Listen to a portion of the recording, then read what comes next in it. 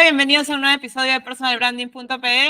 El día de hoy, en esta línea nueva de entrevistas a latinoamericanos, emprendedores dignos de admirar y seguir los pasos, estamos aquí con Hernán Leo.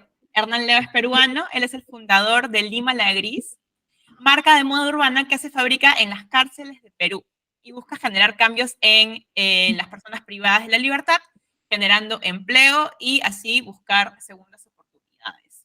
Con él vamos a estar hablando acerca de justamente una curva de aprendizaje que a él le tocó vivir en su camino emprendedor, que no se esperaba, que nadie se esperaba y que de hecho fue el hecho de pasar por una cárcel. ¿No? Yo a Hernán lo conocí en Lima también, de hecho lo conocí el día de las premiaciones de los premios innovadores menores de 35 del MIT.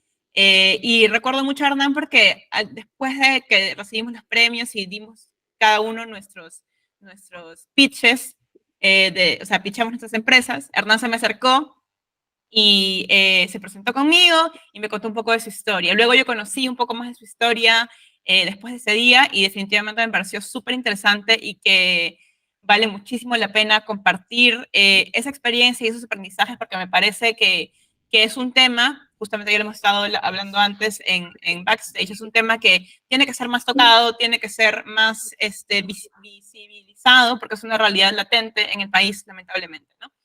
Así que nada, bienvenido Hernán, ¿cómo estás? Gracias, Viviana. ¿Cómo estás? Muy bien. Estoy feliz de estar contigo y poder conversar un poco y compartir lo que fue una mala experiencia y cómo la convertimos en una buena experiencia.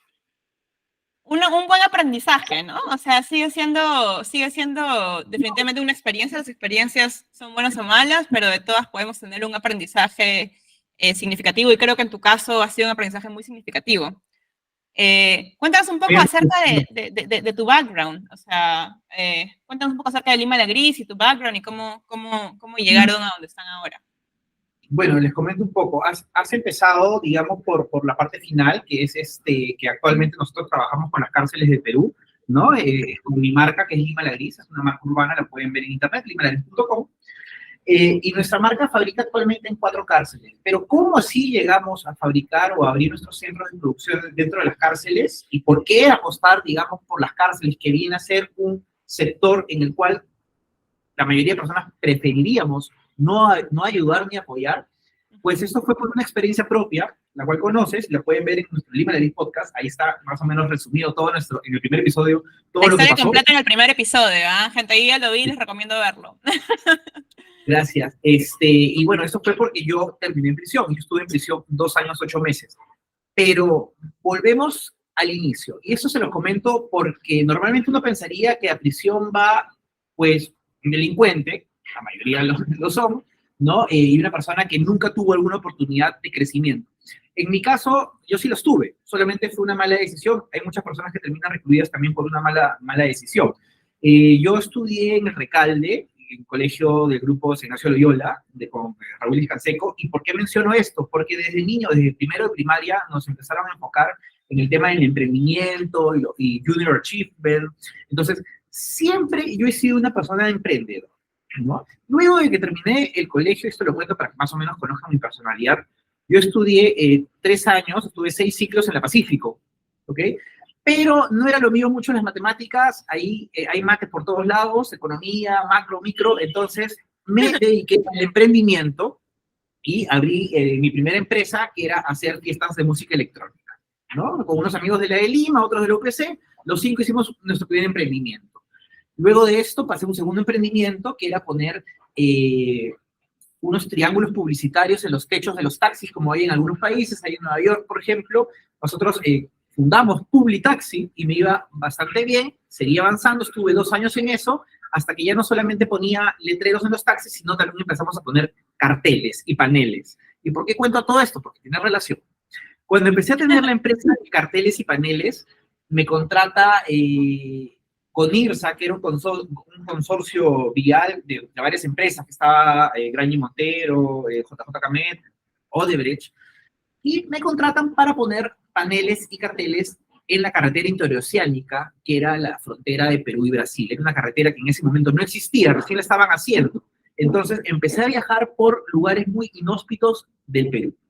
Empecé a pasar por varios pueblitos, tanto de la sierra como de la selva del Perú, donde nunca antes había pasado un vehículo. Entonces, era prácticamente conocer poblaciones vírgenes y empecé a ver un montón de oportunidades de crecimiento.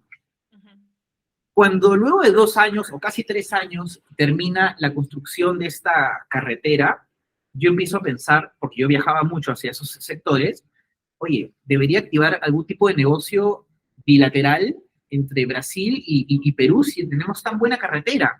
Entonces empiezo a investigar todos los productos que nosotros le podíamos vender a Brasil. Dentro de todos estos productos, al final yo decido comercializar ajo, ajo arequipeño. Ajo, ya, Sí, ok. ajo arequipeño, ajo napurí, muy bonitos. ¿Por qué? Porque la ciudad más cercana de Brasil al Perú por la interoceánica es Río Branco, y en Río Branco, cuando fui a Río Branco, vi que el ajo te costaba 8 veces lo que te costaba en Arequipa, porque ellos compraban el ajo de la costa atlántica, o lo importaban de Mendoza, de Argentina. Entonces, conmigo iba a ser mucho más sencillo. Fui al supermercado, que era Araujo, en Río Branco, voy a la parte de verduras, veo cuánto cuesta el ajo, digo, wow, pero más abajo veo dónde se empaca. Entonces, llamo ese número, consigo la dirección, voy y les digo, oiga, yo les puedo vender ajo. Entonces, yo soy así, de siempre buscar las oportunidades y siempre avanzar. El tema es que este cliente, sin conocerme, yo iba a tocar a la puerta y le digo, yo le puedo vender el ajo $1 más barato el kilo. Es un montón de plata, $1 más barato el kilo, porque Chévere. hablábamos de compra de 5.000 kilos mínimo. Claro. Entonces, empiezo la función del ajo. Ahora, yo nunca había tenido ningún tipo de emprendimiento con verduras o con hortalizas, ni con nada de eso. Entonces, aprendí en el camino. En resumen, empecé a exportar el ajo a Brasil, pero justo fue el año 2013, 12, por ahí, que las lluvias habían sido muy fuertes, habían roto parte de la carretera, los accesos, todo, y puse en riesgo mucha mercadería de ajo en dinero, porque se había mojado, se empezó a malograr, y el tema es de que en toda frontera, en Latinoamérica, siempre hay informalidad. Entonces, otros transportistas me dijeron, oye, para que no vayas por ese camino que está, digamos, completamente destruido, nosotros tenemos una ruta tipo contrabando y podemos ingresar toda tu mercadería de una vez a Brasil y ya te pagan y te olvidas del tema. Entonces yo dije, ya, porque como te vuelvo a repetir, había mucho dinero involucrado. Pero esta ruta que fue una noche, fue una ruta muy salvaje, inhóspita, en plena... Escúchame, la aventura total. Escúchame, o sea, imagínate pues la frontera de Madre de Dios con Brasil, que es selva, selva, selva, ¿no? Y había que caminar 4 kilómetros, en de ida y de vuelta, ¿ya? Entonces, con varias personas, incluso la policía peruana del puesto fronterizo, nos ayudó a llevar la mercadería en forma de contrabando, ¿no? Porque es parte de la informalidad del día a día de esa zona. Y recuerdo, Viviana, que esta noche, mientras yo estaba llevando mis cajas de ajo, escucho un animal súper grandazo ahí detrás de unas hojas. Nunca lo llegué a ver, pero se sentía que era grande porque movía las hojas. Y dije, miércoles, ¿dónde estoy? Y me empecé a arrepentir de lo que estaba haciendo, ¿ya? Me empecé a arrepentir de lo que estaba haciendo porque dije, caracho, o sea, yo creo que tengo cierta inteligencia y no voy a estar haciendo este tipo de traspaso de punto A a punto B. Además de que el clima, los mosquitos, todo. Una vez que ya llegamos, digamos, a la parte brasilera, ya es un pueblito brasilero y ya está todo ok, empiezo a escuchar en las noches que los transportistas empiezan a conversar de que habían hecho un traspase de droga. ¿Ok? Entonces, a mí siempre me había gustado las películas de Padrino, Scarface, como muchos aventureros me gusta esta acción. Y yo escuchaba y daban a entender de que todo ese súper hiper esfuerzo que yo he hecho en pasar 5.000 kilos de ajo, ¿no? Que me demoró pues 12 horas de madrugada y sufrimiento, etcétera, etcétera, versus una de estas personas que comenta que habían transportado una cantidad ínfima de droga, yo esta idea la vi como un emprendimiento, Viviana. Entonces, tú en algún momento en un chat me comentaste algo y yo dije, lo pensé así. O sea, ¿qué cosa dije, muchachos? Oye, si yo puedo traspasar esto de punto A a punto B de forma completamente comercial, ¿ya? Pero ahí estaba completamente yo también equivocado porque no sabía todo lo que implicaba. De repente gano más plata que como transportando estos 5.000 kilos de agua. Y empecé a averiguar cómo podía conseguir la droga y poder cometer este negocio ilícito. No, y además que es como la economía normal en esa frontera, ¿no? Justamente ahorita yo estoy trabajando en un proyecto también con foco en Madre de Dios, pero en la frontera con Bolivia. Por Este, cobija. ¿Ah? Cobija. No ¿Sabes estoy dónde es segura, cobija? sí, me parece que Cobija. sí, sí, me parece que sí, pero está relacionado a minería informal, minería ilegal, pero esa es la frontera de la ilegalidad, o sea, todo lo que es ilegal pasa ahí, ¿sabes? Entonces es Escúchame, como que es la economía normal, o sea, eso me estamos parece hablando loquísimo. de hace 11, 12 años atrás. O sea, era mucho más informal que ahora. Y ahora lo sigue siendo con control, pero antes era, escúchame, tierra de nadie, ¿ya? Tierra de nadie, el tema de la minería informal en Maderos es muy fuerte también. Bueno, me voy por los malos pasos. ¿En qué sentido? ¿Y fue fácil Decido, para ti encontrar esa información? Eso me interesa saberla. ¿Fue fácil para ti? O sea, a eso voy, que es tan fácil. O sea, no es que, gente, porque yo creo que muchas personas seguramente que antes de escuchar esto habrán pensado, no, que, bueno, no, gente, esto no es una apología a que es fácil traficar. No, es más, quiero que se enteren de que esto es normal, pero que está mal. O sea, no, está mal que sea normal en estos lugares. A eso voy, ¿no? Pero o sea, es algo para nosotros que somos ajenos a eso, es algo o que nunca hemos estado metidos en temas, incluso en temas tan simples como de comercialización de cosas, o sea, ¿no? Es Viviana, historia del día a día. es muy sencillo. Hace un par de semanas mi esposa me pregunta, amor, ¿por dónde vas a empezar el libro? ¿No? Porque voy a hacer un libro de todo lo que he vivido un poco. Y yo le digo, ¿sabes qué? Entre broma y broma, pero también no deja de ser cierto. Yo digo, yo creo que el primer libro se va a llamar Cómo hallar cocaína en 24 horas en el Perú sin no conocer a nadie. O sea, Escúchame, por favor, hazlo.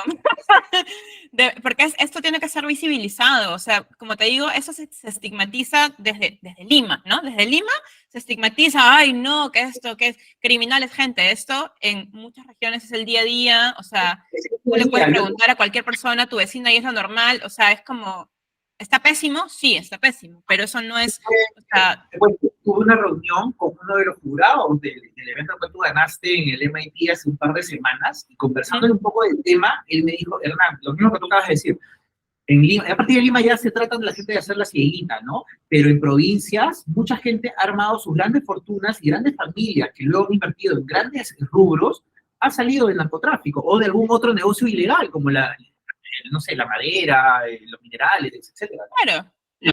Entonces, sin conocer a nadie, literal, regresé de Madre de Dios a Lima, tomé un bus a la selva, pero a otra parte de la selva, a Tingo María, porque era en esa época donde se hablaba, de que salía todo el tema de la droga, y fui, y en 24 horas llegué a comprar la droga que quise luego comercializarla, ¿no?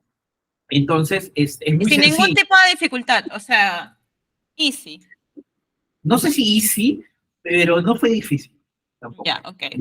No difícil. Es, Porque igual sigue siendo easy para ese tema que se supone que es completamente ilegal y por lo cual se supone que se lucha, ¿sabes? Todos los días. Entonces, Pero, oye, es de locos, en realidad. Ya el tema de las drogas en el mundo es un tema de locos, porque estuve viendo un video la semana pasada de un chico en YouTube, lo fácil que era conseguir droga en Ibiza, por ejemplo, ¿no? Que es literal, yo estoy en Ibiza en julio, y afuera de los hoteles están personas africanas, sobre todo, y te dicen, oye, ¿qué quieres? O sea, todo. Solamente que la diferencia en Perú en provincia es que te dicen, pero por kilos, ¿no? Sí, sí, tal cual. Bueno, somos intenté convencer. productores. Gente. Mira, yo no sé, ¿tú cómo ves la economía en algunas décadas? O En ese sea, para aspecto. comenzar, las drogas bueno, acá en Europa ya la marihuana ya está legal, acá en Alemania están viendo ya de legalizarla pronto, están discutiendo el tema de las demás drogas, ¿no? O sea, yo creo que o sea, o sea, es un tema bien complicado, es un tema bien complejo, ¿no? Porque hay drogas que son muy dañinas y son legales. El alcohol es una droga sumamente dañina y es completamente legal. Hay marketing para el alcohol y todo, que de hecho acá en Alemania no se puede hacer marketing para cigarros o para ese tipo de cosas, no se puede hacer ya. Y bueno, El sigue tema es ahí, que, ¿no? el tema es que estamos haciendo bien en conversarlo y tratarlo como cosas que pasan en el día a día en interior de pueblos en Latinoamérica. Porque si no se empieza a conversar y a tratar, Viviana, va a pasar lo que ha pasado hace unos días en Ecuador. Exacto. Y de hecho Yo Perú está yendo por esa línea, o sea, Perú está yendo por esa línea. hace años vengo diciéndolo, y eso es en serio, hace años, de que Perú va a terminar como Ecuador si no hay un buen manejo antidrogas desde ya, porque en Ecuador, y eso se sabe, hay libros incluso, cárteles mexicanos hace mucho tiempo están dominando los puertos en Ecuador, ¿no? Se viene el tema del puerto acá en Chancay, en el Exacto, Perú, que es un megapuerto, ¿no? exacto. Toda ciudad puerto, la delincuencia está como una sombra. A tope. Sí, sí, sí, no. Hablamos de Rotterdam, Nápoles, No, Callao. Hamburgo, tú sabes lo que es Hamburgo, o sea, estoy hablando acá, o sea, acá Hamburgo, Danzig. Sí. Sí. Entonces, es importante que en algún momento, no sé si este gobierno, pero en algún momento algún gobierno y el Estado lo haga, pero lamentablemente quienes nos representan, que son los congresistas, no hacen lo que debería convenirle al Perú, sino más lo que les conviene a grupos pequeños, ¿no? Como lo que acá en Pero la bueno. selva. Están lotizando, van a lotizar la selva, ¿no? Entonces es terrible. No, yo los tengo acá, los congresistas. Pero bueno, no Diana, hablemos de cosas no gratas. Sigamos con tu experiencia. Nos estás contando tu experiencia. Entonces, fue muy no, fácil ya para ti conseguir esa mercadería que no debiste conseguir en ese momento. fue muy sencillo, en 24 horas literal lo conseguí. Entonces, cuando lo conseguí siempre dije, oye, eso debe ser un libro, como en 24 horas puedes hacer Claro. algo tan sencillo, y lo contaría como Me fue. lo mandas, ¿ah? Cuando tengas tu libro, me lo mandas, por favor. Entonces, Y puede ser una de tus primeras compras. gracias, gracias. Entonces, yo la quise pegar de emprendedor, pero ilegal, ¿no? Y debut y despedida, Claro, ¿no? claro. Con quien quise hacer la gestión, ¿no? Resultó denunciándome ante la policía, Ah, ¿no? ok, te autodenunciaron. Ese es otro tema importante cuando se puede hablar de la criminología peruana. ¿Y por qué digo peruana y no latinoamericana? Cuando yo entré a prisión, por cosas de la vida, me pusieron el primer año en un pabellón de puros extranjeros, ¿okay? Acá en el Perú, ¿ya? Y éramos solamente 2 o 3 peruanos. Pero yo empecé a tener contacto con jefes de cárteles extranjeros, que están presos, ¿no? Y ellos me contaron y aprendí que en Latinoamérica y en el mundo, en Europa también, ¿ah? En el mundo ilegal o delincuencial, no quieren hacer tratos con peruanos, ¿ok? ¿Qué? ¿Por qué? Porque el peruano tiene la fama de ser traicionero y ladrón, es decir, que manda a decirle a la policía que tú tienes la droga para que la policía te la decomise y luego la policía se la vende más barata a otros cárteles, ¿no? O tú te enteras de que están haciendo una mega operación de muchos barcos, pero alguien por decir esta información recibe un pequeño monto, digamos, de la policía por el soplo, ¿no? Y al final tumba todo un tema, ¿no? Entonces, hablando de una organización criminal internacional, estos prefieren evitar el trabajar con peruanos. Prueba de esto fue esta persona también con la que iba a trabajar y pues me vendió, ¿no? Entonces, nada, una vez que pasa esto, se abrió un proceso penal, porque no es que me hayan encontrado a mí con la droga física, sino simplemente se dijo que yo había sido el que lo había organizado. Entonces, eso se llama sindicación. Y en el Perú hay 2 delitos que por el solamente boca, por la sindicación, tú te puedes ir a prisión. O sea, así está la justicia en el Perú. Es decir, si tú quieres arruinarle la vida a alguien, tú di, oye, Perico Los Palotes está mandando droga a otro país, y de frente la policía te empieza a investigar y te pueden poner una preventiva, sin chats, sin nada. En fin,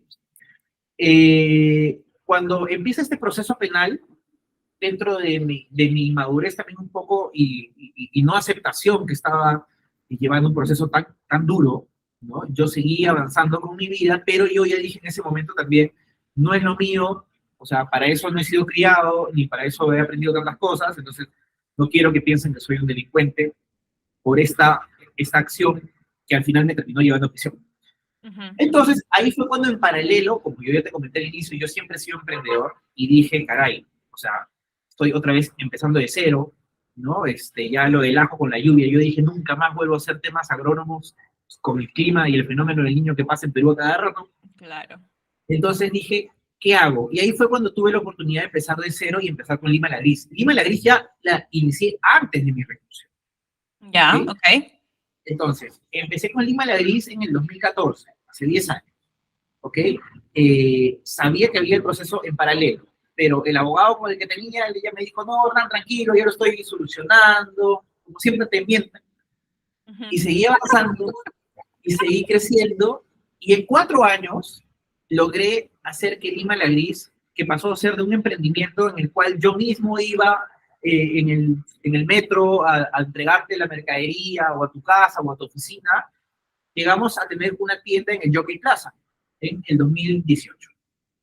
Entonces, hasta ahí todo bien, pero eso fue en enero del 2018. Y en julio del 2018 me accidento, me rompí 1000 huesos y sale ahí en el accidente, la policía tiene que entrar a ver el sistema de todas maneras porque hubo lesiones. Y ahí salía que yo ya tenía una orden de captura de 4 años atrás por este proceso que te había comentado, el cual no había sido notificado el tema de la captura. Entonces, en resumen, en 2 o 3 días, 2 o 3 días, fueron los 3 peores días de mi vida, de carceleta en carceleta, todo eso sin poder caminar, porque tenía todo roto, y entré a una prisión. Entonces, aquí empieza el tema en cómo podemos convertir y cómo vi esta realidad prácticamente infernal en una oportunidad. Entonces, Viviana, no te voy a negar, o sea, algo que me caracteriza es que yo siempre voy a tratar de decirte la verdad, humanizarme completamente, porque todos podemos tener pensamientos buenos y malos también, solo que la mayoría solo tratamos de decir los buenos. Durante este primer tiempo en prisión, como estás rodeado de tantas personas que han cometido un delito, tú no sabes si realmente ese es el lugar en el que perteneces. Entonces, que si realmente es el lugar en el que perteneces, ya estando en la cárcel, tú sabes que cuando salgas va a ser bien difícil que consigas trabajo, ¿no? Ahora, Claro, yo siempre te marca de por vida, o sea, te marca de por vida. Así hace un ratito, así haya sido un error, te marca de por vida. ¿Sabes? Y está, ¿no? Pero yo siempre he sido emprendedor, yo nunca he tenido jefe, ¿ok? Entonces, una ventaja para los emprendedores que pueden salir igual. O sea, sí. Es una ventaja. Sí. Pero igual yo decía miércoles. O sea, ahora, discúlpame, yo salí después de 2 años, 8 meses, pero al inicio me opinaban 18 años sin beneficios. Wow. ¿No? Y yo estaba ya un poco, o sea, realmente te mueres de miedo, porque tú dices, oye, o sea, tampoco es lo que el fiscal decía, que yo pertenecía a una organización y todo, porque ahí sí van inventando muchas cosas en el camino. Y yo dije, miércoles, o sea, ¿cómo voy a estar toda una vida acá? O sea, ahí sí que futuro tienes, ¿no? Demostré en el juicio mi verdadera participación, entonces los jueces, porque era una sala, vieron que efectivamente no era lo que se pensaba, ¿no? Entonces me sentenciaron como droga básica. En el Perú hay droga básica y droga agravada. La droga agravada es temas complejos, cantidades grandes. Droga básica, el título del delito es favorecimiento al consumo de droga. Entonces ya me sentencian y yo ya tuve claro que iba a estar aproximadamente 3 años en prisión. Entonces yo dije en ese momento, ok, ¿cómo soy productivo? Porque jamás he sido improductivo y menos he querido que mi familia en algún momento me apoye, ¿no? O sea, yo siempre económicamente he sido el que ha apoyado a mi familia o a mi casa. Entonces, me entero que el gobierno tenía un programa que se llama Cárceles Productivas. Un programa que me parece buenísimo, ¿ok? Ujú. Me parece buenísimo porque el Perú es el primero en implementarlo. Incluso, voy a saltarme un poco la historia, en diciembre del 2022, que yo ya estaba libre y aún estaba Pedro Castillo como presidente de la República, me convocan al Ministerio de Justicia a un evento que se llamaba Cárceles Productivas para el Mundo, donde invitaron a todos los embajadores y cónsules que trabajan en funciones en el Perú, donde yo expliqué y conté lo que eran cárceles productivas, hice mi testimonio de vida, también conté que había pasado por ahí, pero que lo había revertido y había avanzado. Y al terminar esta ceremonia, muchos embajadores se acercaron a hablar conmigo, a contarme de que en sus países no existía eso y que les gustaría que yo vaya y los pueda ayudar a implementarlos. Muy simpático, entonces empecé a ver una oportunidad enorme. Ahora, Canta. estando en prisión me entero del programa Cárceles Productivas, pero Viviana, Cárceles Productivas en ese momento no era lo que es ahora, Ujú. que lo hemos convertido nosotros en algo mucho más fuerte y sonante. ¿Ya? En ese momento me explican, ya había un decreto legislativo, el 1343 de cárceles productivas, es decir, ya estaba normado, pero no veía algunas empresas importantes que estén en ella, ¿no? Supe que Renzo Costa, por ejemplo, la marca de billeteras peruanas, fabricaba en prisión, pero se retiraron. Luego supe también de otras empresas medio conocidas, pero que también se retiraban. Entonces yo no entendía por qué no había una empresa que se quede y vea un proyecto, un plan a mediado o largo plazo y trabaje en esto, ¿no? Después me fui dando cuenta qué pasaba. El tema es de que Estoy cuando, completamente interesada en el tema. ¿sabes qué pasa? Hay una diferencia enorme, Viviana, entre, digamos, la empresa Renzo Costa y Lima La Gris. ¿Cuál es la principal diferencia? Es que el director creativo ha estado en prisión de Lima La Gris, no el de Renzo Costa. Entonces, eh, yo conozco la realidad en todo tipo, ¿no? De cómo son los controles para poder ingresar a un penal, que digamos, por ejemplo, si a ti te designan ir a un penal cada cierto tiempo, eso implica que tienes que, primero el penal es lejos de Lima, ¿ya? Entonces, la distancia. Los controles pueden llegar a ser incómodos, ¿no? Porque si no te conocen, te van a revisar todo, ¿entiendes? ¿No? Entonces, la mayoría de empresas, como no tenían un vínculo directo con la cárcel, simplemente se iban, ¿no? Decían, no, no, no, eso no es para mí, eso no es para mí. Sin embargo, no, pues, porque yo conozco cómo es la situación, ¿no? Aprendí a conocer cómo es la situación, pero sobre todo, yo estuve en los pies de los internos. Yo también era interno en un inicio, ya no lo soy, entonces, te podría decir, Viviana, que sé mucho cómo piensa un interno, ¿no? En las frustraciones que tienes el día a día. Ujú. Más veces te levantas de mal humor que de buen humor. Y es muy difícil poder tener un rumbo claro y un objetivo claro estando en prisión. Sobre todo cuando hay gente que tiene condenas de 30 o 35 años. Qué difícil. O sea, es tu edad, ¿no? Imagínate volver a nacer y Wow. vivir en prisión. Es muy difícil. Entonces, yo no solamente voy actualmente a mis talleres y les llevo el corte y les digo, ya, confeccionenme y me voy. No, sino yo trato de darme un tiempo y así como converso ahorita contigo, conversar con todo mi equipo, ¿no? Y tratar después de forma independiente también saber cómo están, cómo va su proceso. Incluso los ayudamos muchas veces con abogados, ¿no? O incluso ellos le confían cosas tan íntimas y tan importantes como sus hijos. Como me dicen, Hernán, ese cumpleaños de mi hijo tiene 12 años, está un poco yéndose por los malos pasos. ¿Tú crees que de repente en verano te puede ayudar llevando algo de aquí a allá o por lo menos que se sienta productivo? Entonces, eso para mí es una responsabilidad enorme, que confíen, por ejemplo, en sus hijos en mí, ¿no? Y cuando los veo a los chiquitos, trato también primero que no se sientan miércoles, mi papá está preso, entonces a mí me corresponde también cometer un delito y también terminar preso porque es muchas veces es hereditario. Obviamente, esto es familia, ¿no? Eso me interesa mucho también ahondar. Creo que podríamos hacer hecho una serie de Y de cárceles, de educación de las cárceles productivas. Vemos cómo lo frameamos, pero lo digo porque yo estoy investigando, he estado investigando durante estos últimos meses bastante acerca de eh, las esferas de pobreza y por qué ciertas personas se quedan en ese círculo vicioso, ¿no? Y básicamente es porque el entorno es así, la familia es así, es hereditario, es el negocio de la familia, casi es la historia de la familia, ¿no? Es muy difícil romper con eso, sobre todo si creces rodeado de eso, ¿no? Entonces Actualmente el Ministerio de Justicia me invita a mí a veces a hacer recorridos en distintas cárceles en todo el Perú, ¿no? Donde yo cuento mi testimonio y interactúo con presos de cada cárcel, ¿no? Y una de las primeras preguntas que yo hago o acciones que yo hago es les pido a los chicos que levanten la mano quienes tienen un familiar preso, ¿no? Y te podría decir que casi siempre es el 70-80%, ¿no?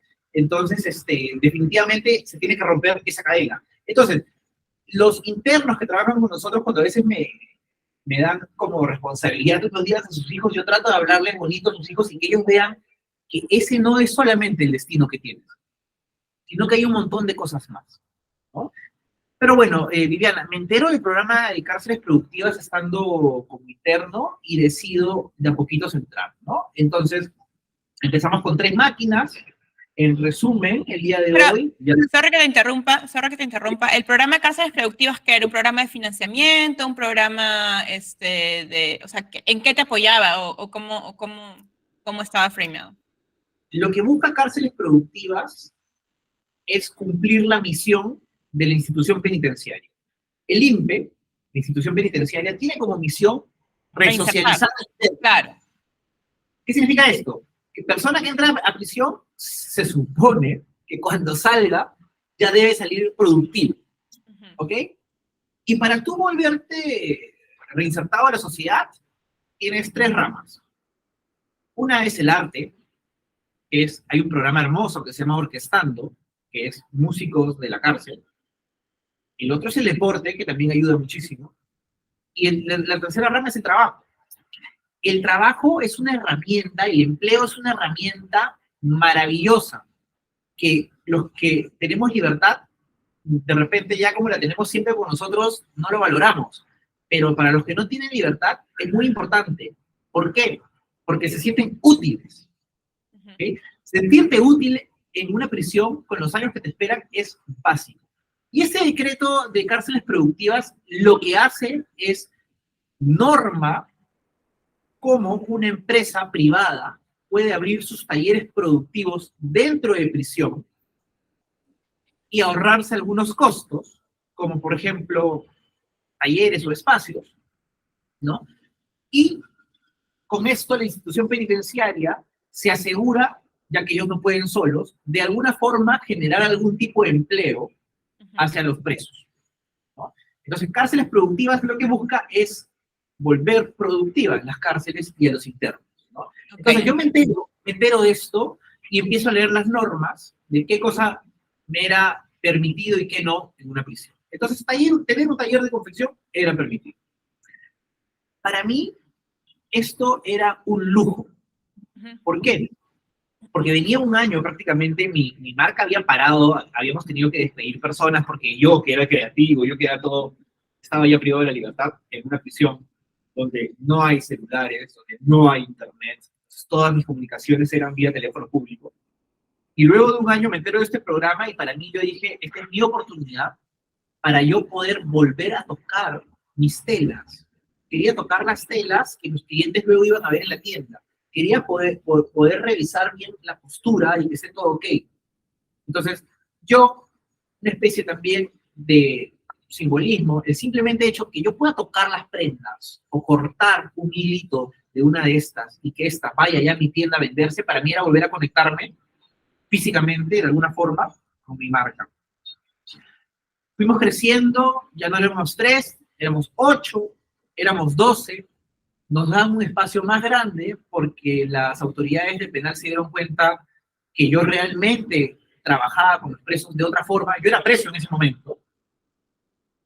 Y llega la pandemia. Llega el COVID, ¿no? Y Martín Vizcarra dice, orden de inamovilidad, nadie sale de sus casas. Y yo dije, miércoles, o sea, voy a estar doblemente encerrado, ¿no? ¿Cómo voy a hacer para sobrevivir? Porque en las cárceles, Viviana, tienes gastos. ¿no? Ujú. Te debe haber ¿Qué contado tu gastos amigo, tienes? No, no, no, no, no, no, cuéntame, cuéntame. bueno, tu alimentación. Sí, el Estado te da alimentación, pero digamos que no es tan agradable, ¿no? Necesitas alimentación, los temas de aseo, o sea, cosas muy básicas, ¿no? Aseo, alimentación, todo, un periódico, lo que quieras, una revista, o sea, todo te cuesta, obvio, como en la calle. Pero en mi caso, te vuelvo a repetir, a mí nunca me ha gustado de que me tengan que dar, digamos, alguien dinero, ¿no? Y menos a mi edad. Pero algo que pasa siempre en la cárcel, Viviana, es que pasas a ser una carga emocional y económica para la familia. Totalmente. Y es lo que más Por, le duele a la persona que está en la cárcel, ¿no? Una de las cosas que más le duele a, a la persona que está en la cárcel es poner esa carga sobre la familia. te cuento, ¿ya? Hay dos tipos de internos en este caso.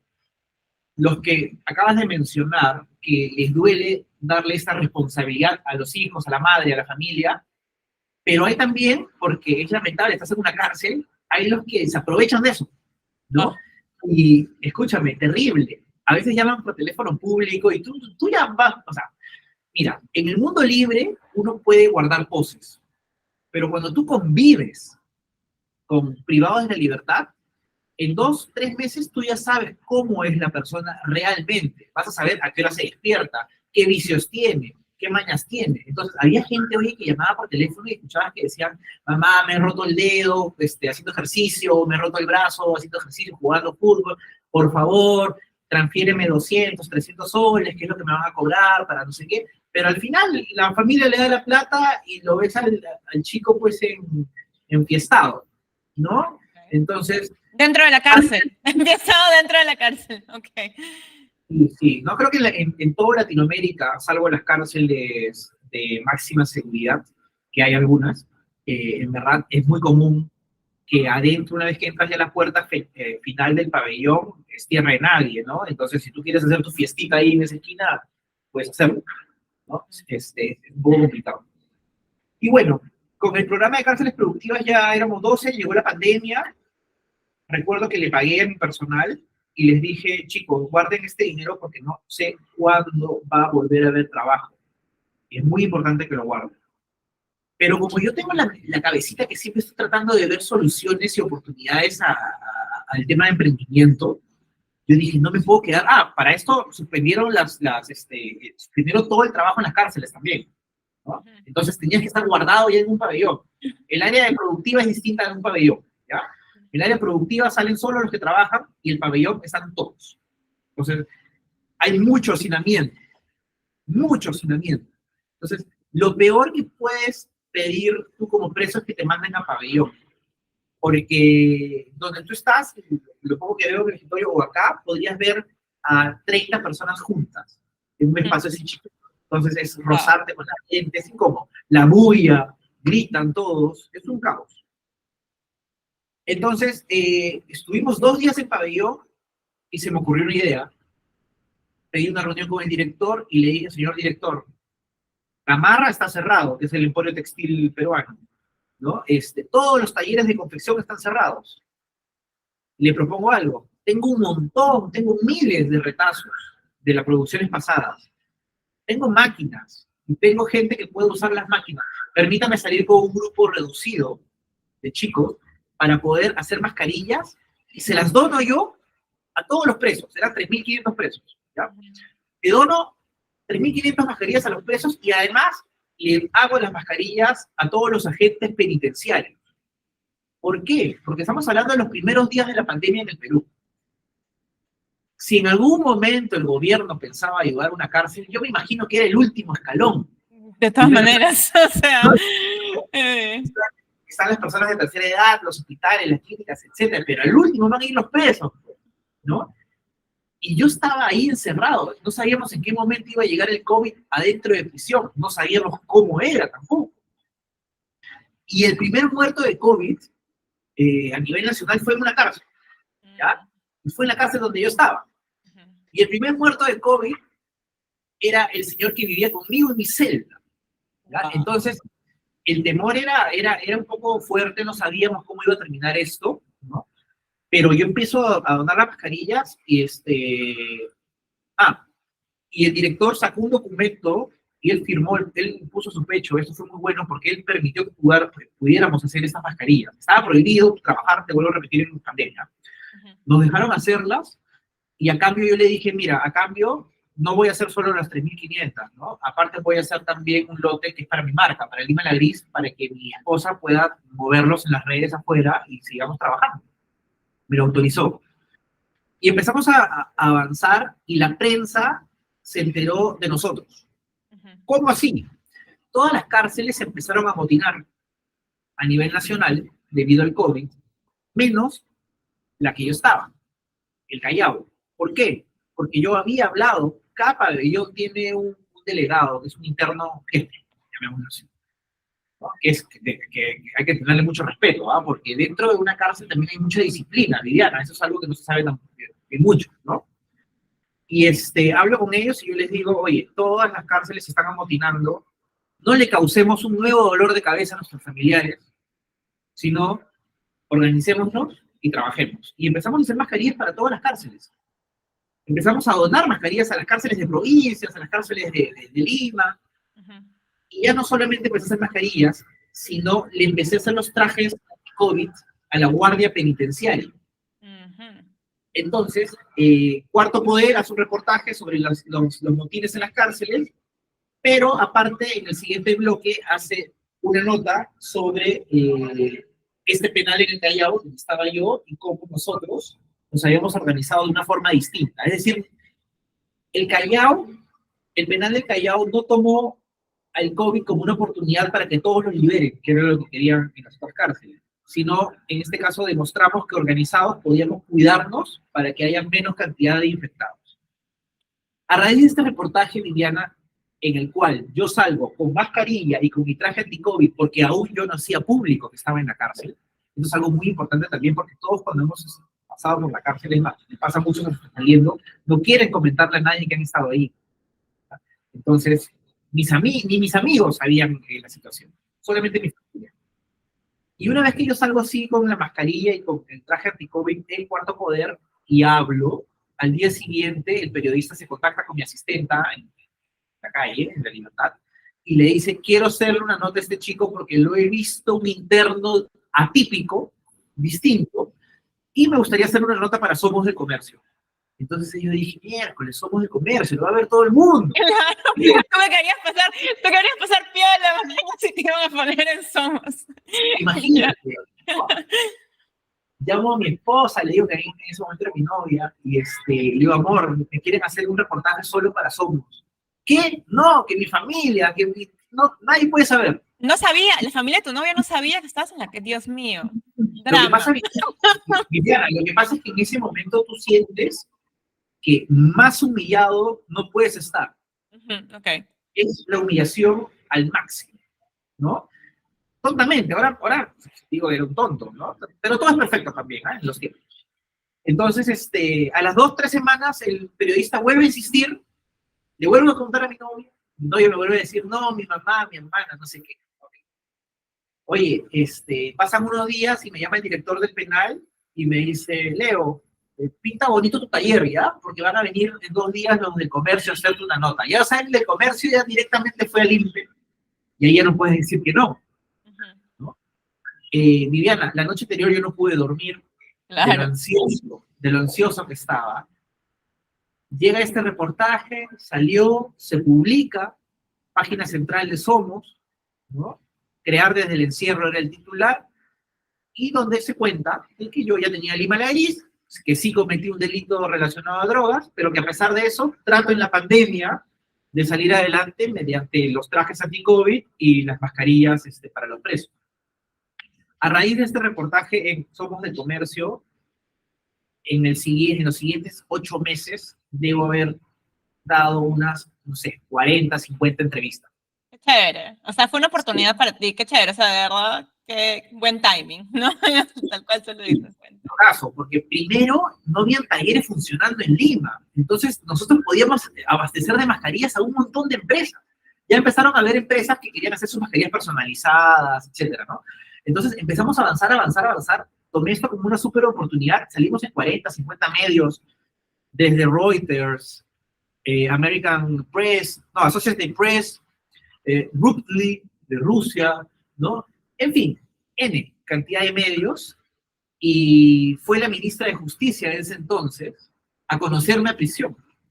Y medio que me dieron un diploma, pero era algo así como que, muy gracioso ese título, ¿no? Como que el preso del año, ¿no? Y fue muy gracioso. Brother, pero la pared, ¿ah? Lo que hago de tu pared ahí al costado de Bombón. Y la foto. ¿Ah? No, no lo podría poner en la pared porque como son bien palomillas, borrarían abajo y pondrían el más buscado. Yeah. Oye, y de broma y broma yo te cuento algo, así como hay las 100 empresas donde todos quieren trabajar, ¿no? El best Claro. work to work. Yo quiero ser algo así como que best place to work on jail, ¿no? Yeah. Yo quiero Claro, claro. o sea, El Silicon Valley de las cárceles, claro. Lo que pasa es que luego de que te sentencian, tú entras a un proceso de aceptación, ¿ya? Entonces, todos los sentenciados van a pasar por este proceso de aceptación. Una vez que ya pasas el proceso de aceptación, ya depende de ti querer vincularte a una empresa de cárceles productivas. A mí me parece que ese es un buen paso para salir adelante, ¿ok? Chévere, sí. Entonces, nosotros como el taller que hemos logrado en las cárceles, te cuento, tenemos lista de espera de internos que quieren trabajar con nosotros, Okay. ¿no? Porque tratamos de hacer una serie de beneficios y cosas para que se sientan completamente como si se fueran a trabajar a la calle. Lo que nosotros hemos logrado hacer primero es ambientando un taller que no parece una cárcel, sino parece un taller moderno y de la calle, ¿no? Con buena música, o sea, música decente, ¿no? Bueno, música decente. Noticias, les tratamos de hacer capacitaciones a los muchachos desde control de ira, yoga, ¿no? Mindfulness. Claro, ¿no? Totalmente, porque esto es súper importante. No, total. Escúchame, eso es lo que te mantiene además ahí lúcido Entonces, cuando llegó esta ministra, Ana Neira, ex ministra, ¿no? Y me lleva este diploma y prácticamente a dar unas palabras con la condecoración de Plaza del Año, esto ayudó a agilizar mi libertad. Porque como empecé a salir tanto en medios, ya cuando ya me tocaba pedir mi libertad, me la dieron medio rápida, porque ya había pasado el tiempo que tenía que pasar, ¿no? Ojo, este tiempo es objetivo. ¿En qué sentido? En que si el juez le provoca, o la psicóloga que te atiende dice, no, le faltan unos 6 meses más todavía para ya estar apto, te quedas, ¿ah?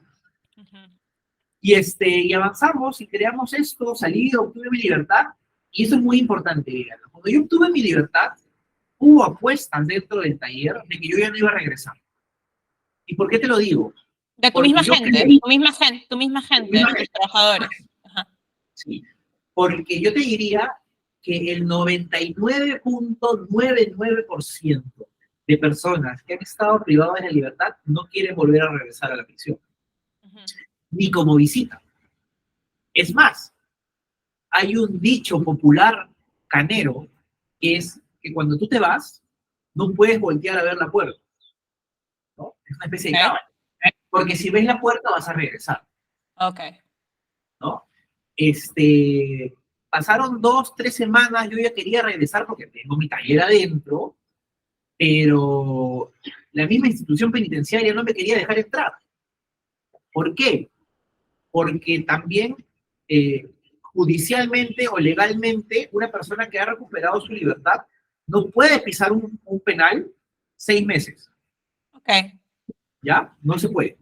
Okay. Pero lo bueno es que en mi audiencia yo le comenté a la jueza qué hacía yo y le pedí que por favor en mi sentencia de libertad diga que yo sí podía entrar desde el día 1 a prisión, ¿no? Me costó un par de meses, 3 meses, poder hacer que esta sentencia sea válida en la institución penitenciaria. ¿Por qué también, Viviana? Porque hay un sector de la institución penitenciaria que no le gustaba lo que yo hacía. ¿Qué cosa era lo que yo hacía? Era productivo realmente. Hay profesionales antiguos, ya personas muy mayores, que vienen de una digamos, de un manejo de las cárceles de una forma distinta a la que es ahora. Claro. Ellos simplemente iban a marcar tarjeta, se echaban a dormir, eran 4 de la tarde y se iban y nunca enseñaron a trabajar, nunca hicieron nada. Entonces, a ese sector yo les era un poco incómodo, ¿ya? Claro. Porque demostraba en prensa lo que hacíamos. Y esto implicaba que ya empezaron a mandar semanalmente prensa a los talleres, a las cárceles, y eso significaba que estas personas tenían que trabajar en ese momento. ¿No? Qué malo, Hernán, qué malo. De verdad. Oye, entre broma y broma, y esto es público, ¿ah? Yo siempre he dicho que el área de trabajo de la institución penitenciaria es la que menos trabaja. Salvo la jefa Sonia súper trabaja, pero lamentablemente ya en el organigrama hay gente mucho más abajo que no, que ellos están acostumbrados a una realidad penitenciaria antigua, la cual, te vuelvo a repetir, está cambiando y gracias a cárceles productivas. Yo pienso, Viviana, de que ahora, hasta con 160 presos trabajo, es un montón. Yo creo y trabajo para... ¿Con cuántos tienes en tu equipo? Perdón, me perdí el número. 160. 160 presos dentro de tu equipo. En 4 cárceles. En 4 cárceles, ok, vale. ¿Ya? Todos hombres. ¿Ya? Y acá hay otra cosa que ahí te voy a comentar como dato curioso, que por qué no trabajo por el momento con mujeres. Creo que tú me lo preguntaste, o alguien me lo preguntó del MIT sobre el tema por qué no trabajar con mujeres. Yeah. Yo quiero y estoy trabajando para que el Estado, dentro de los bienes que va a adquirir, sean de fabricación, digamos, sencilla, como por ejemplo uniformes, ¿no? Y otra serie de cosas, calzado, pueden ser carpintería. Por ejemplo, El Salvador, Bukele, ha mandado a hacer para este año todos los zapatos escolares, todos los uniformes escolares y todos los pupitres, los escritorios, dentro de las cárceles del Salvador. Yo pienso que también podemos hacer lo mismo, porque se supone, si el INPE, la institución penitenciaria, pertenece al organigrama del gobierno, y la misión de ellos es que los presos ya salgan con algún tipo de oficio o función, pues que ellos mismos nos compren los bienes. Te cuento que en el decreto 1343 que te comenté, que norma cárceles productivas, en el artículo 30.1 dice que todas las instituciones preferentemente deben de mandar a contratar a empresas que fabrican en cárceles productivas. Eso es un párrafo súper bueno, el cual todavía no muchos lo están sacando provecho, pero ahí ya el Estado te dice, oye, ministerio, si tú vas a mandar a hacer uniformes, que te los hagan en las cárceles. Porque la idea, mi idea además, es industrializarlas. ¿Ok? Pero siempre con todas las normas de la ley. O sea, yo pienso que los trabajadores tienen los mismos derechos interno y externamente. Pero aquí hay unos detalles. Como por ejemplo, tú eres libre y se supone que son de 40 a 48 horas de trabajo semanal, ¿no? Es lo que la norma te permite en el Perú. En cambio, en las cárceles, ellos te piden trabajar mucho más tiempo.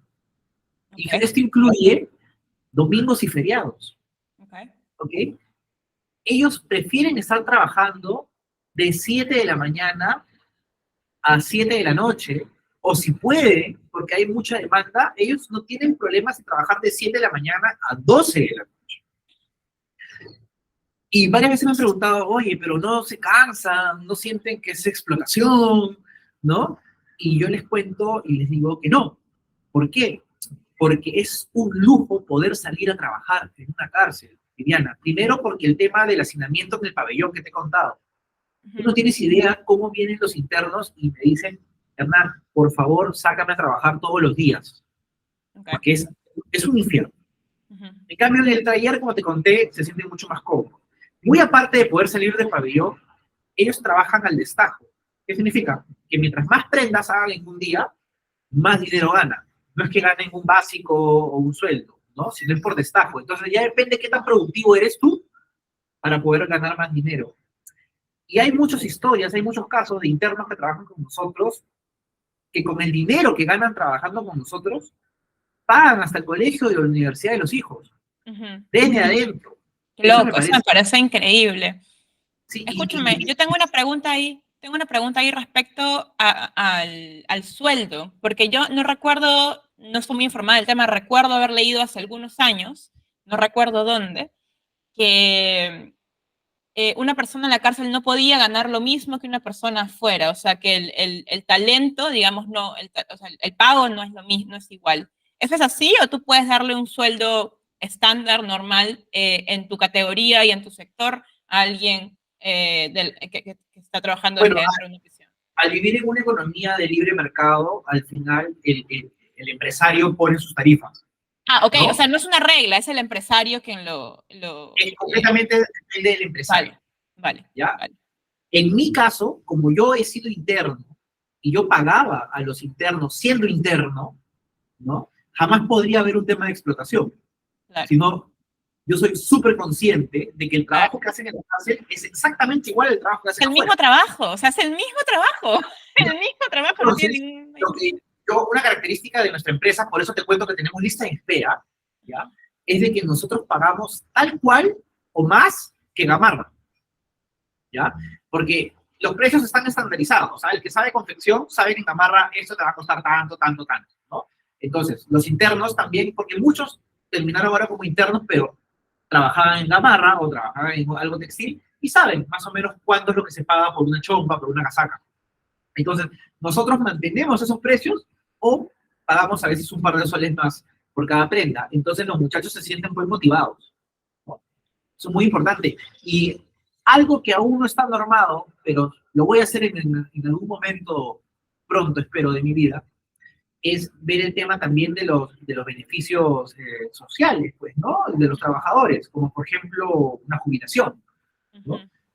Hay gente que tiene condenas, como te vuelvo a repetir, de 30 años, ¿no? Entonces, creo que lo más justo es de que parte pues, de su sueldo se guarde un fondo de pensiones para que Claro. cuando este señor ya aplique a esto pueda ser beneficiado, ¿no? Es algo que ahorita, por ejemplo, no está normado, ¿ya? Pero estoy trabajando para eso. Y te cuento de que si bien mi marca es Lima la Gris, la empresa se llama Hilos Dorados del Perú. Ujú. En Hilos Dorados del Perú, el fuerte es todo lo que es textil y uniformes.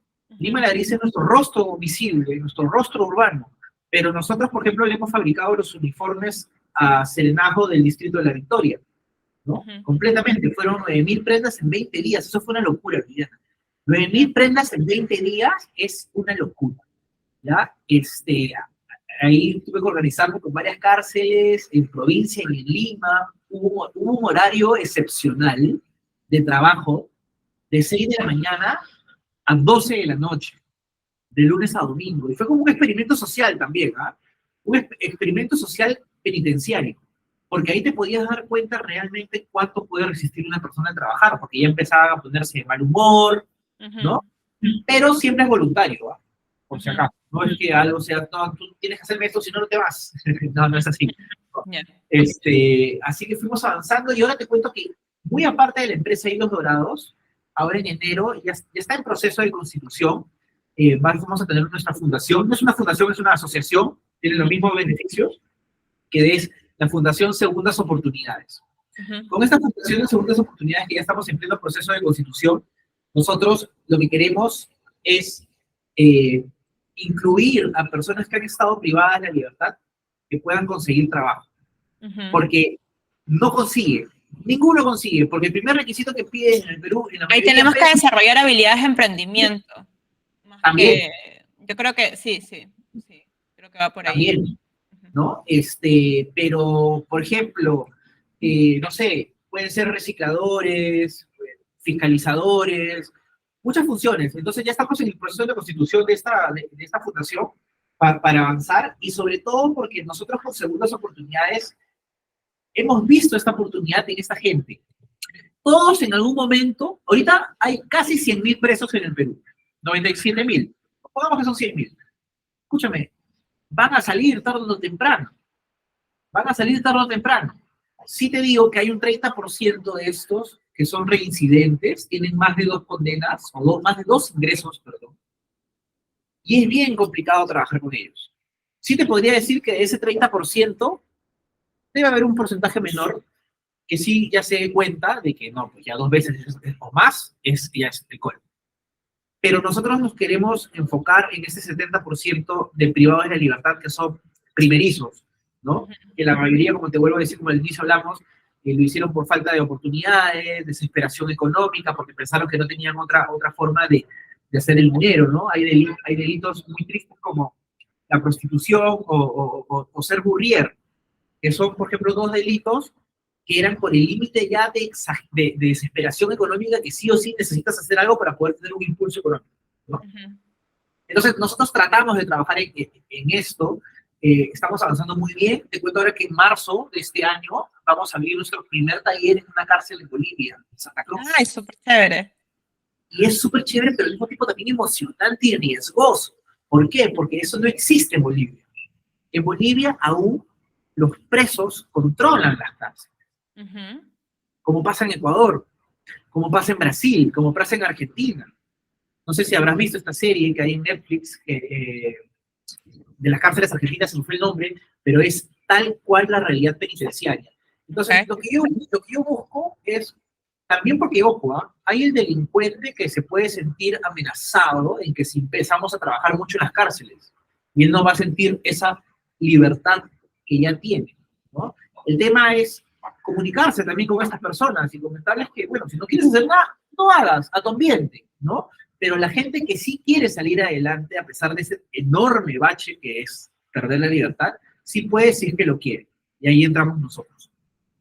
Buenísimo. Oye, y escúchame, esa noticia de la fundación me parece súper buena, porque es digitalmente, o sea, nosotros somos en esencia un laboratorio de innovación social, ¿no? Entonces nosotros experimentamos por el futuro de la educación y el trabajo y nosotros desarrollamos proyectos de cooperación internacional, ahorita muy enfocados en impactar positivamente Latinoamérica. Eso me parece, o sea, me parecería interesante poder trabajar en un proyecto en conjunto que tenga que ver con educación, de repente en habilidades digitales para presos, ¿no? O sea, cómo hacerlos productivos. Mira, trabajo remoto, o sea, podemos meterle, o sea, vemos temas de trabajo remoto, habilidades digitales, y creo que de eso podremos hablar en otro episodio, o sea, después, pero esa es la idea. Con Pedro del MIT, estábamos conversando el otro día de que, oye, imagínate qué loco sería un hackathon penitenciario. Total, ¿no? total. Ver Yo me sumo, súmame a lo que quieras idear, yo me sumo. Es genial, porque imagínate, pues ellos tienen tanto tiempo libre, los que están trabajando, que pueden tener soluciones sencillas a cosas que necesiten, ¿no? Y así poder avanzar, Sí, me encanta. Y de hecho estos proyectos a los que yo, bueno, se aplican los proyectos, son fondos europeos considerables, estamos hablando, dependiendo del fondo, 400.000, 1 millón de euros, para desarrollar el proyecto. Tenemos que involucrar a varias organizaciones, pero, o sea, es innovación abierta, ¿no? Es innovación abierta y creo que este podría ser un excelente proyecto para ver de desarrollo de habilidades digitales. Conversemos luego. Sigamos con tu historia, ¿vale? Entonces, ya estás establecido digamos, has establecido Lima La Gris como marca. La mayoría de tu personal son de cárceles o todos. No. Tengo un personal externo, ¿no? Ajá, ya, vale.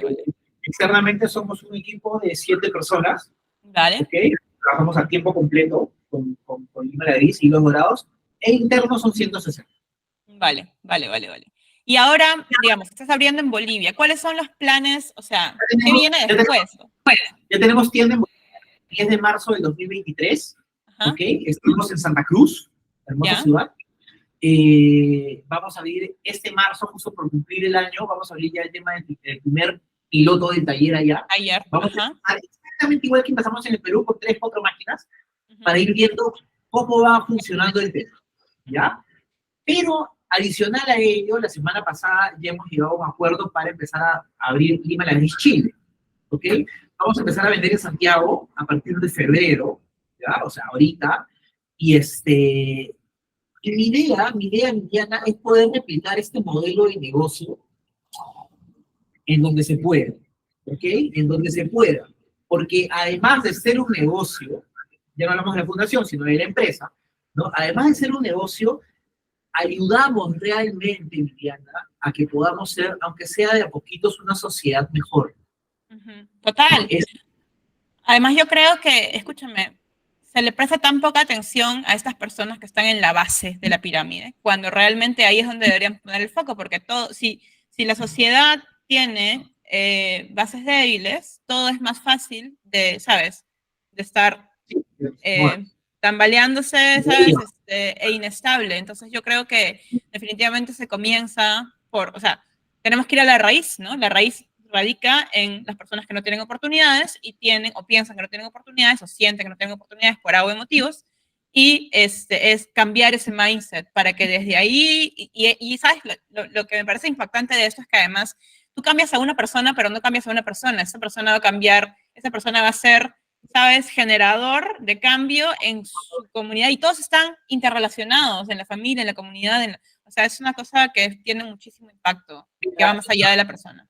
no es bueno hacer este ejemplo porque trata de mí, pero hace mes y medio me hicieron un reportaje para The Guardian, Inglaterra, y le preguntan a uno de los internos cómo se ve saliendo de prisión, ¿no? Y él dice, me gustaría ser como Hernán. Ay, me ¿No? encanta. O sea, y eso me emocionó, ¿no? Poder replicar, digamos, estas cositas en las cárceles. Ahora, sobre qué se viene, cómo va a estar este año, cuáles son nuestros planes, te comenté, ya estamos hablando con Chile, ¿no? Pero sí o sí me interesa muchísimo el mercado mexicano también, porque es muy parecido al peruano, ¿no? Internamente y externamente, ¿no? Entonces, creo que se puede hacer mucho ahí, porque me interesa mucho el mercado, muy aparte del mercado mexicano, que es muy buenazo, también me interesa el mercado americano. Y además podría ser una buena forma de fabricarlo en México y poder mandar productos a Estados Unidos. Soy una persona soñadora, ¿okay? Me gusta visualizar mucho siempre. Casi creo que todo lo que he visualizado o he querido lo he logrado con etapas, ¿no? He recuperado mi libertad hace 2 años y medio, ¿ok? Es decir, hace 2 años y medio, Diana, empecé de cero nuevamente, porque no tenía ahorro, no tenía nada, tuve que volver a avanzar. Y considero que en 2 años y medio he avanzado bastante, bastante bien, y estoy, creo que igual, o mejor incluso que mucha gente que conozco. Y voy a seguir creciendo, voy a seguir avanzando. Y en lo que es Perú, sueño llegar a ser en realidad que todas las fábricas se pongan a producir para el país. Eso sería de todas las lo cárceles, ideal. de todas las cárceles. Todas las cárceles, sí, que todas las cárceles se pongan a producir para el país. Todo, no es posible que estemos comprando uniformes chinos, o sea, igual, todos los países. Claro, si tenemos nosotros el talento, ¿no? El talento y los recursos y tal. Y adicionalmente, mejores precios, además. O sea, No, nuestra claro, calidad. todo lo que viene con eso, ¿no? Claro, claro, claro. Una característica de Hilos Dorados del Perú, de mi empresa, es que nosotros apostamos porque nuestra calidad sea óptima, ¿ya? ¿Por qué? Porque si hay otras empresas pequeñitas en otras cárceles, tal vez que su costura no es muy buena. Es decir, lo hace un poco al champazo. O sea, simplemente toma ya tu polo, ¿no? ¿Quieres cada 20 polos rápidos? Toma. No, nosotros nos dedicamos a un montón de detalles, porque queremos demostrar también que puede haber buena mano de obra en las cárceles, ¿no? Todas nuestras prendas tienen un QR adentro, ¿ya? Donde tú entras al QR y puedes ver un videito de cómo los precios dan un poco su historia, ¿no? Y todo lo que queremos hacer y buscar con hilos dorados, con la gris. Qué chévere, me encanta tu emprendimiento, Hernán, y bueno, ya te lo dejé sobre la mesa, sigamos igual conversando para ver qué más podemos hacer al respecto. Yo me sumo a las iniciativas que tengas de innovación abierta con mucho gusto. Y nada, bueno, seguramente oye, escúchame, y más allá de eso, este tema de la educación adentro, o sea, la educación adentro de la cárcel o la educación de la calle, del que estábamos hablando, es algo que tenemos que explorar también. Así que seguramente te tendremos aquí o podrás hacernos el contacto con personas que nos puedan contar más sobre eso, porque una de las cosas más chéveres que has ganado seguramente son los contactos, contactos que no todas las personas suelen tener. Entre broma y broma, yo a veces le digo a mis amigos, oye, no tienes No, idea de es los... que no es broma, es real, yo, de verdad, o sea, sí. Sí, de todo tipo.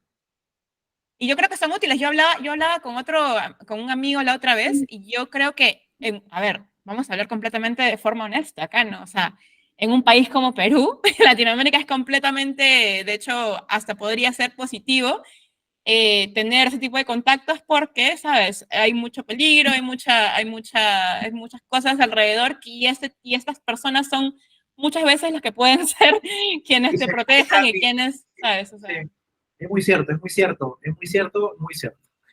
Es verdad, o sea, yo sí, o sea, totalmente de acuerdo ahí contigo. Bueno, Hernán, muchísimas gracias por tu tiempo. Esa entrevista No, me ha aquí gustado es mucho. muy Estoy muy entretenido. interesada en conocer más y nada, vamos a seguir en contacto. No sé si tienes algunas palabras de despedida, como que creo que tu historia en verdad es muy inspiradora para muchas personas, pero sobre, no sé si en la cárcel tienen acceso a ver estos videos o no. Pero, o sea, puedes pedir una autorización para que te dejen ingresar un USB con un video específico, el cual hay un Ah, comité de ya. seguridad que lo ve primero, ¿no? Ujú. Porque puedes estar mandando otro tipo de mensaje, Ya, claro, ¿no? códigos. Ya, Claro, código, claro, no sigas. claro. Sí, no. Pero en el caso, por ejemplo, de nuestros internos trabajadores, nosotros sí tenemos una autorización especial porque saben que todo lo que les llevamos, todo el material que les llevamos es para que crezcan, ¿no? Entonces, Chévere. nada, para terminar, a ver, los que están viendo este video, me imagino que deben ser de rubros y mundos muy distintos, ¿no? En general Sí, todos, pero solo comentarles en general de que todo lo que te pasa en la vida siempre es por algo. Cualquier experiencia, buena o mala, va a terminar también en algún momento, pero sobre todo se gana un gran aprendizaje. Y es de valientes aceptar, reconocer y abrazar nuestros más profundos miedos y secretos. Porque recién cuando lo más oscuro que tú tienes adentro, como por ejemplo mucho tiempo fue mi reclusión, que no se lo decía a nadie, lo cuentas, lo abrazas y lo aceptas, es la única forma de superarlo y poder avanzar. Aparte, creo que ninguno de los que va a ver esto es un santo, ¿no? O una santa. Todos en algún momento hemos hecho alguna travesura, tal vez, así que no estamos buscando el próximo papa, sino simplemente ser personas de bien. claro, de acuerdo. No, y además que, a ver, la bondad y la maldad, todos somos buenos y malos en alguna medida, en alguna medida, Equilibrio. ¿no? O sea, hay un equilibrio siempre. Qué chévere. Bueno, Hernán, nada, estamos en contacto y lo mejor para este año en tu empresa, en Hilos Dorados del Perú y en Lima la Gris. Y nada, ya vendrá más cosas, gente. Gracias por ver esa Una despedida entrevista. también para mis historias. Gracias, Ya, Viviana. ya. Chao, un abrazo. Conversamos.